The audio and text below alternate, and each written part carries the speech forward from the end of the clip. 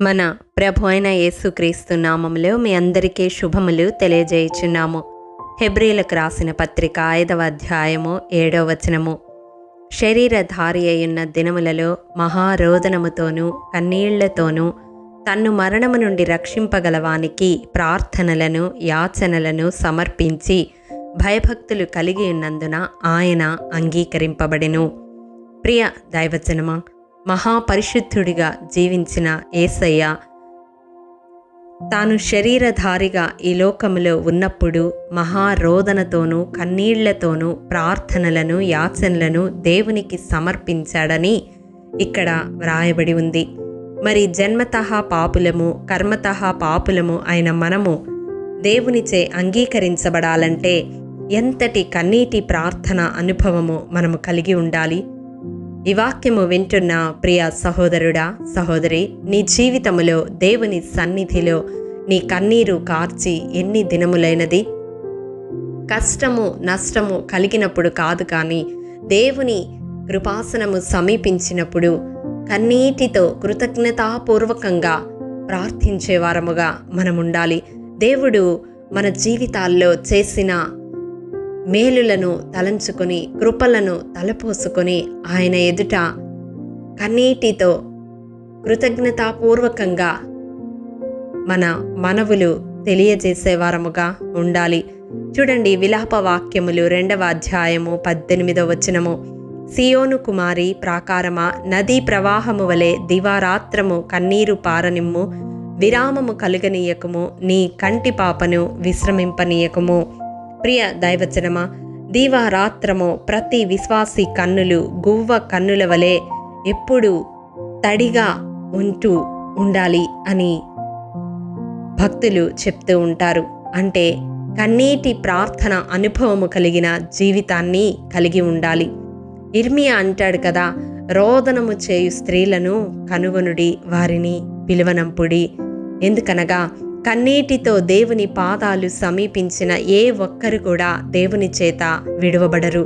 ఈ అంత్యకాలములో, ఈ అపాయకరమైన దినాలలో ప్రతి కుటుంబములో కన్నీటితో తన వారి రక్షణ కొరకు ప్రార్థించేవారు లేపబడాలి. ప్రియ దైవజనమా, మనమొక్కరమే దేవుని సన్నిధిలో ఒట్టి చేతులతో కనబడుట కాదు, కానీ కొందరినైనా దేవుని కొరకు సంపాదించే కన్నీటి ప్రార్థనా పరులుగా ఈ లోకములో ప్రార్థనలో పోరాడి ఆత్మలను జయించి దేవుని ఎదుట సిగ్గుపడనక్కరలేని పనివారముగా కనపడాలి. అవును ప్రియ దైవజనమా, కన్నీటితో విత్తువారు సంతోష గానముతో పనులు కోస్తారని వాక్యము సెలవిస్తా ఉంది. ఆత్మల పంట కోయాలి అంటే కన్నీటి ప్రార్థన ఎంతో అవసరమై ఉన్నది. ప్రియ దైవజనమా, మనం మాత్రమే కన్నీటితో ప్రార్థించడం కాదు, కానీ మన బిడ్డలకు కూడా ఆ అనుభవాన్ని నేర్పేవారముగా మనముండాలి. ఇర్మియా గ్రంథం 9వ అధ్యాయం 20వ వచనము. మీ కుమార్తెలకు రోదనము చేయ నేర్పుడి, ఒకరికొకరు అంగలార్పు విద్య నేర్పుడి. అవును, మన తర్వాత తరము కూడా కన్నీటితో ప్రార్థించే, ఆత్మల భారముతో ప్రార్థించేవారుగా ఉండాలి. అంటే వారికి మాదిరికరముగా మనముండాలి. ప్రియ దైవజనమా, జీవితకాలమంతా మన బిడ్డలతో కలిసి మనం ఉండలేము. ఏదో ఒక దినాన వారిని విడిచిపెట్టి వెళ్ళవలసిన వారమై ఉన్నాము. ఏ పరిస్థితినైనా వారు అధిగమించగలగాలి అంటే మనమున్నా లేకున్నా దేవుని సన్నిధిలో కన్నీటితో ప్రార్థించే అనుభవము వారికి నేర్పేవారముగా ఉండాలి. మనుషుల ఎదుట కన్నీరు కారిస్తే చులకనైపోతామేమో, కానీ ఆ దేవుని ఎదుట మనము కార్చిన ప్రతి కన్నీటి బొట్టు దాచబడి నిర్ణయ కాలములో ప్రతిఫలాన్ని తీసుకొని వస్తుంది.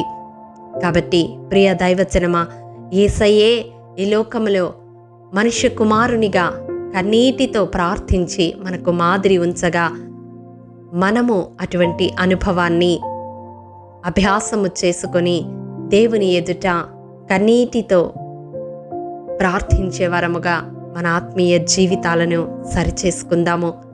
నశించు ఆత్మల పట్ల భారము కలిగి ప్రార్థిద్దాము. అటి కృప దేవాది దేవుడు మనందరికీ దయచేయునుగాక. ఆమేన్. ప్రేమ నమ్మకము కలిగిన మా ప్రియ పరలోకపు తండ్రి, నీ పరిశుద్ధ పాదములకు వందనములు దేవా. విత్తబడిన వాక్యమును ప్రతి హృదయములో నూరంతలుగా ఫలింపచేయండి.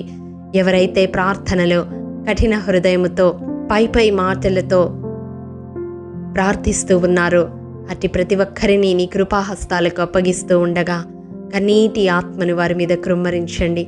విజ్ఞాపన ఆత్మను కృమ్మరించండి. ఆత్మల భారముతో నశించుచున్న వారి కొరకు విజ్ఞాపన చేయుటకు, హింసింపబడుతున్న నీ బిడ్డలైన వారి కొరకు అంగలార్చుటకు, ప్రభువా రోదనముతో నీ కృపాసనము సమీపించుటకు మీ ఆత్మ నడిపింపును దయచేయమని యేసతి పరిశుద్ధ నామం పేరట అడిగి పొందుకొని ఉన్నాము తండ్రి. ఆమేన్. ప్రియ దైవజనమా, అనుదినము షారోన్ మన్నా ద్వారా అడగబడుచున్న బైబిల్ క్విజ్ ప్రశ్నలకు సమాధానములు ప్రతి నెల మొదటి వారము కామెంట్ బాక్స్లో పోస్ట్ చేయబడతాయి. కాబట్టి గమనించి మీకు తెలియని ప్రశ్నలకు సమాధానములు తెలుసుకొనగలరని ప్రభు పేరట మనవి చేయుచూ ఉన్నాము. ప్రియ దైవజనమా, ఈ దినం బైబిల్ క్విజ్ ప్రశ్న: బ్రతుకుటకు ఉపదేశమును దేనివలే కాపాడవలెను? ప్రియ దైవజనమా, ఈ దినము జన్మదినము, వివాహ దినము జరుపుకుంటున్న వారికి షారోన్ గ్రూప్ తరపున హృదయపూర్వక శుభాకాంక్షలు తెలియజేయుచూ ఉన్నాము. దేవుడు శ్రేయస్కరమైన ఆశీర్వాదములతో ఈ సంవత్సరాది నుండి సంవత్సరాంతము వరకు మిమ్ములను నింపాలని ప్రార్థిస్తూ ఉన్నాము. ఆమేన్.